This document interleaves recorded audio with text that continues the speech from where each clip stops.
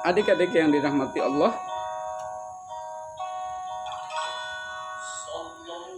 di sini pada kenyataannya bahwa harga barang-barang pada kenyataannya adalah berbeda-beda, sehingga pemisalan di atas tidak bisa digunakan untuk barang yang harganya berbeda. Perlu syarat lain di sini untuk mengukur tingkat kepuasan yang maksimal. Syarat yang harus dipenuhi adalah setiap rupiah uang yang digunakan untuk membeli tambahan jenis barang akan memberikan nilai guna marginal yang sama besarnya. Sebagai ilustrasi di sini sebagai contoh akan diterangkan contoh berikut ini. Misalkan seorang melakukan konsumsi atas dua jenis barang, yaitu makanan dan pakaian.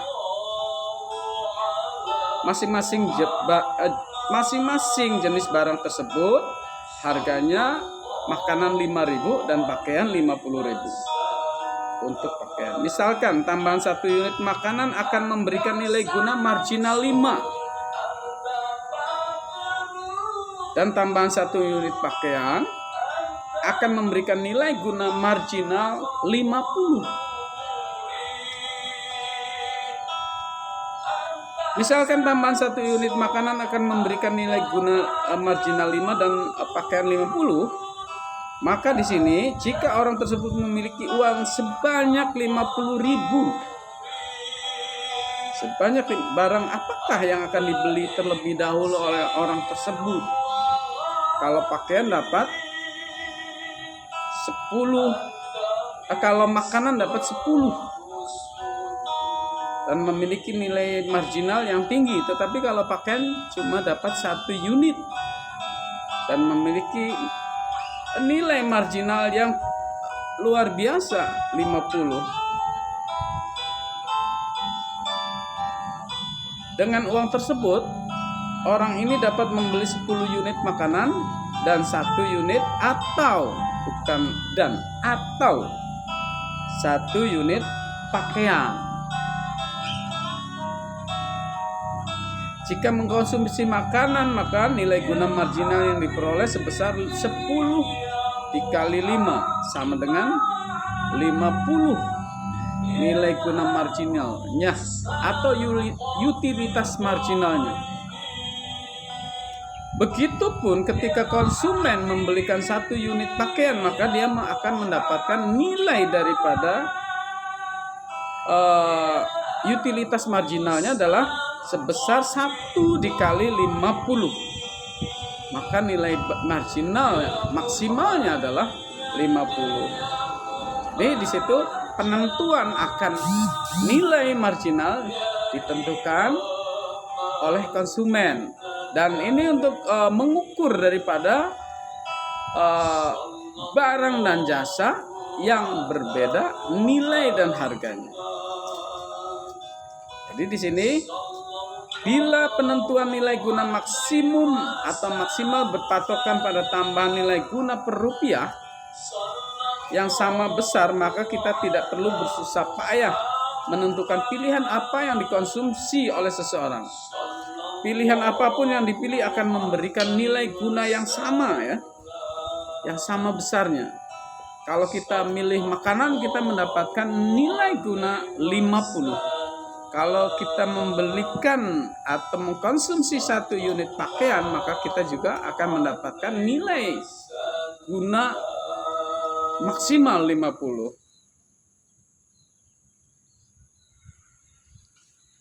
Dari contoh di atas dapat ditarik kesimpulan sebagai berikut. Yang satu, seseorang akan memaksimalkan nilai guna jika perbandingan nilai guna marginal yang diterima sama dengan perbandingan harga barang tersebut. Atau seseorang akan memaksimalkan nilai guna jika nilai guna marginal dari setiap rupiah dari tambahan yang dibelanjakan adalah sama.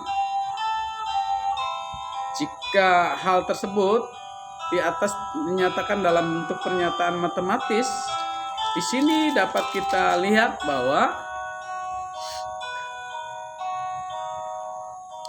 dirumuskan dalam bentuk MU. MU adalah marginal utility dibagi price A. Price A adalah makanan. Jadi marginal utility dibagi price makanan. Ya. Jadi 50 dibagi di sini marginal utility di antara keduanya hampir sama. Di sini makanya marginal utility A sama dengan dibagi price A sama dengan marginal utility B dibagi price B. Sama ketika kita mendapatkan nilai kepuasannya sama-sama 50. Adik-adik yang dirahmati Allah,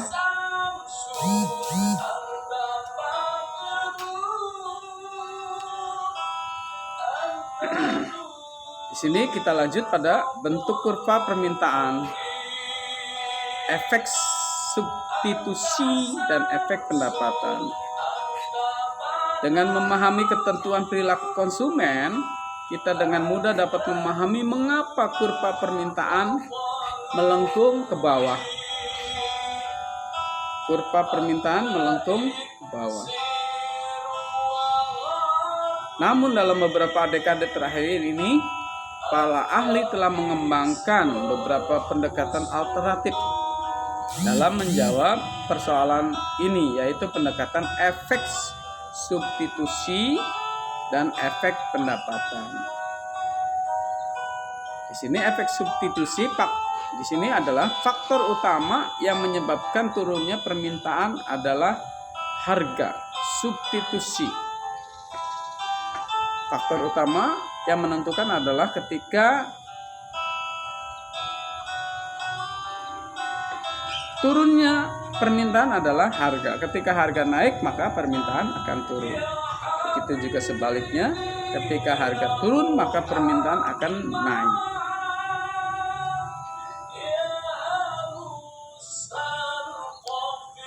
Di sini dicontohkan, jika harga kopi naik, sementara itu barang lainnya relatif tetap, maka orang akan cenderung memilih barang sejenis dengan merek yang lain.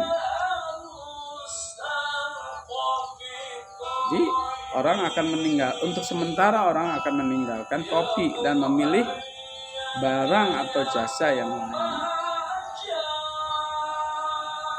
Jika kopi menjadi sumber stimulan harga yang mahal, maka konsumsi kopi akan menurun. Disebabkan konsumen akan beralih pada produk pengganti yang harganya lebih murah dalam rangka mencapai utilitas, tingkat kepuasan yang tinggi, utilitas marginal atau utilitas total. Jadi di sini untuk mencapai utilitas yang maksimal.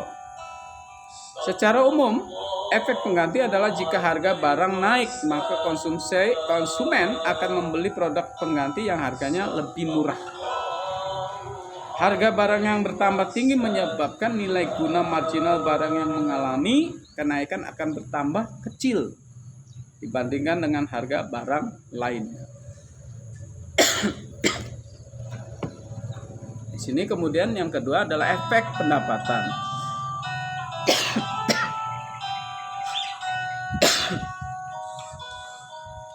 Jika pendapatan konsumen tetap, ketika harga naik, ketika harga barang dan jasa naik, maka itu sama artinya dengan penurunan pendapatan real atau penurunan daya beli masyarakat konsumen.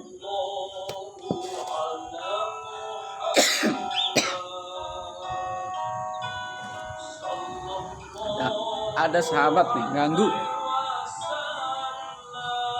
Efek pendapatan masyarakat bahwa kenaikan harga akan menyebabkan pembelian terhadap barang secara umum akan menurun. Tingkat daya beli konsumen akan menurun. Karena apa? Karena pendapatannya masih sama.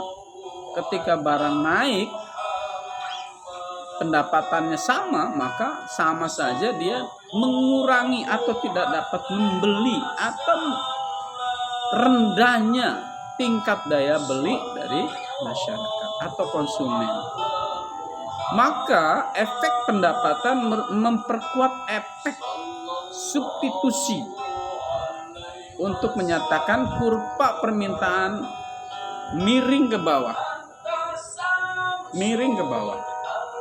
Bukan cekung, bukan cembung, tapi miring ke bawah. Sama dapat dilihat di dalam kurva ya, kurva 7.1.